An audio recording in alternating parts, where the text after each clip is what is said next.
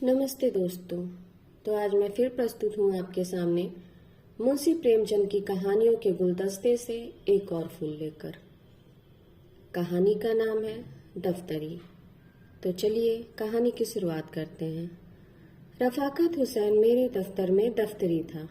10 रुपये मासिक वेतन पाता था। 2-3 रुपये बाहर के फुटकर काम से मिल जाते थे। यही उसकी जीविका का साधन था। लेकिन वह अपनी दशा पर संतुष्ट था। उसकी आंतरिक अवस्था तो ज्ञात नहीं, लेकिन हमेशा साफ सुथरे कपड़े पहनता और प्रसन्न रहता। कर्ज इस श्रेणी के लोगों का आभूषण है। रफाकत पर इसका जादू ना चलता था। उसकी बातों में कृत्रिम शिष्टाचार की झलक भी ना होती। बेलाग और खरी कहता था।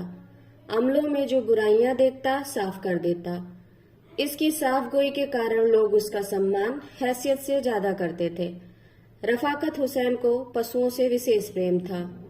एक घोड़ी, एक गाय, कई बकरियां, एक बिल्ली और एक कुत्ता और कुछ मुर्गियां पाल रखी थीं। वह इन पशुओं पर जान देता था। बकरियों के लिए पत्तियां तोड़ लाता, घोड़ी के लिए घास छील लाता। यद्यपि उसे आए दिन मवेशी खाने के दर्शन करने पड़ते थे और बहुधा लोग उसके पशु प्रेम की हंसी उड़ाते थे, लेकिन वह किसी की नहीं सुनता था और उसका यह निस्वार्थ प्रेम था। किसी ने उसे मुर्गियों के अंडे बेचते नहीं देखा। उसकी बकरियां बच्चों के साथ कभी बूचड़ खाने की छुरी के नीचे नहीं गईं और उसकी घोड़ी ने भी कभी लगाम का मुंह नहीं देखा। गाय का दूध कुत्ता पीता था, बकरी का दूध बिल्ली के हिस्से में जाता था। जो कुछ बचता था उसे वो खुद पीता था। सौभाग्य से उसकी पत्नी भी साध्वी थी। यद्यपि उसका घर बहुत छोटा था, मगर किसी के द्वार पर उसकी आवाज नहीं सुनी। किसी ने उसे द्वार पर झांकते नहीं देखा। वह गहनों कपड़ों के तगातों से पति की नींद हराम न करती थी। दफ्तरी उसकी पूजा करता था। वह गाय का गोबर उठाती, घोड़ी को घास डालती, बिल्ली को अपने हाथों से बैठकर खिलाती। यहाँ तक कि कुत्ते को नहलाने से भी उसे घृणा न होती थी। बरसात के दिन थे। नदियों में बाढ़ आई हुई थी। दफ्तर के कर्मचारी मछलियों का शिकार खेलने गए। शामत का मारा रफाकत भी उनके साथ था। दिन भर उन्होंने मछलियों का शिकार किया। शाम को मूसलाधार बारिश होने लगी। दफ्तर के कर्मचारियों ने तो एक गांव में रात काटी, पर दफ्तरी घर की ओर चल पड़ा। लेकिन अंधेरी रात राह भूल गया और सारी रात भटकता फिरा। प्रातःकाल घर पहुंचा तो अभी कुछ अंधेरा ही था, लेकिन दोनों द्वार पट खुले हुए थे। उसका कुत्ता पूंछ डुबाए करुण स्वर में कराहता हुआ आकर उसके पैरों पर लौट गया। द्वार खुले देखकर दफ्तरी का कलेजा सन्न सा हो गया। घर में कदम रखे तो बिल्कुल सन्नाटा था। 2-3 बार पत्नी को आवाज लगाई, लेकिन कोई जवाब न मिला। घर भाएं भाएं कर रहा था। उसने दोनों कोठरियों में जाकर देखा। जब वहां भी पत्नी का पता न चला तो पशुशाला में गया। भीतर जाते हुए अज्ञात भय हो रहा था, जो किसी अंधेरे खो में जाते हुए होता है। उसने देखा पत्नी जमीन पर चित्त पड़ी हुई है। मुंह पर मक्खियां बैठी हुई हैं, होंठ नीले पड़ गए हैं, आंखें पतरा गई हैं। लक्षणों से अनुमान होता था कि सांप ने डस लिया है। दूसरे दिन रफाकत आया। उसे पहचानना मुश्किल था। मालूम होता था बरसों से रोगी है। बिल्कुल खोया हुआ, गुमसुम बैठा रहा, मानो किसी दूसरी दुनिया में है। संध्या होते ही वह उठा और पत्नी की कब्र पर जाकर बैठ गया। अंधेरा हो गया। 3-4 घड़ी रात बीत गई, लेकिन दीपक के टिमटिमाते हुए प्रकाश में उसी कब्र पर नैराश्य और दुख की मूर्ति बना बैठा रहा, मानो मृत्यु की राह देख रहा हो। मालूम नहीं कब घर आया। अब यही उसका नित्य का नियम हो गया। प्रातःकाल उठकर मजार पर जाता, झाड़ू लगाता, फूलों के हार चढ़ाता और 9 बजे तक कुरान का पाठ करता। संध्या समय फिर यही क्रम शुरू होता। अब यही उसके जीवन का नियमित कर्म था। बाह्य जगत से उसने अपने मुंह को मोड़ लिया था।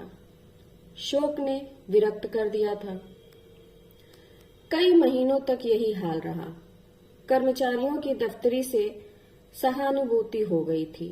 उसके काम कर देते, उसे किसी प्रकार का कष्ट न देते। उसकी पत्नी भक्ति पर लोगों को विस्मय होता था। लेकिन मनुष्य सर्वदा प्राण रोग में नहीं रह सकता। वहां की जलवायु उसके अनुकूल नहीं। वहां वह रूप में, रस में भावनाएं कहाँ, विराग में वह चिंता में उल्लास कहाँ, वह आशा में आनंद कहाँ। दफ्तरी को आधी रात तक ध्यान में डूबे रहने के बाद चूल्हा जलाना पड़ता। प्रातःकाल पशुओं की देखभाल करनी पड़ती है। यह बोझा उसके लिए असहनीय था। अवस्था ने भावुकता पर विजय पाई। मरुभूमि के प्यासे पथिक की भांति दफ्तरी फिर दाम्पत्य सुख जल स्रोत की ओर दौड़ा। वह फिर जीवन का यही सुखद अभिनय देखना चाहता था। पत्नी की स्मृति दाम्पत्य सुख के रूप में विलीन होने लगी। यहाँ तक कि 6 महीने में उस स्थिति का चिन्ह भी शेष न रहा। इस मोहल्ले के दूसरे सिरे पर बड़े साहब का एक अर्दली रहता था। उसके यहाँ विवाह की बातचीत होने लगी। मियाँ रफाकत फूले न समाये। अर्दली साहब का सम्मान मोहल्ले में किसी वकील से कम न था। उनकी आमदनी पर अनेक कल्पनाएं की जाती थीं। साधारण बोलचाल से कहा जाता था, जो कुछ मिल जाए वह थोड़ा है। स्वयं कहा करते थे कि तकाबी के दिनों में मुझे जेब की जगह थैली रखनी पड़ती थी। दफ्तरी ने समझा भाग्योदय हुआ। इस तरह टूटे जैसे बच्चे खिलौने पर टूटते हैं। 1 हफ्ते में ही सारा विधान पूरा हो गया और नववधू घर में आ गई। जो व्यक्ति कभी 1 हफ्ते पहले संसार से विरक्त, जीवन से निराश बैठा हो, उसे मुंह पर सेहरा डाले घोड़े पर सवार नव कुसुम की भांति विकसित देखना मानव प्रकृति की एक विलक्षण विवेचना थी। मगर एक ही अठवारे में नववधू के जौहर खुलने लगे। विधाता ने उसे रूपेंद्रित से वंचित रखा था, लेकिन उसकी कसर पूरी करने के लिए अति तीक्ष्ण वाक्येंद्री प्रदान की थी। इसका सबूत उसकी वह वाक्पटुता थी जो अब बहुधा पड़ोसियों को विनोदित और दफ्तरी को अपमानित किया करती थी। उसने 8 दिन तक दफ्तरी के चरित्र का तात्विक दृष्टि से अध्ययन किया और तब एक दिन उससे बोली, तुम विचित्र जीव हो। आदमी पशु पालता है अपने आराम के लिए, ना कि जंजाल के लिए। ये क्या, गाय का दूध कुत्ते पिए, बकरियों का दूध बिल्ली चट कर जाए।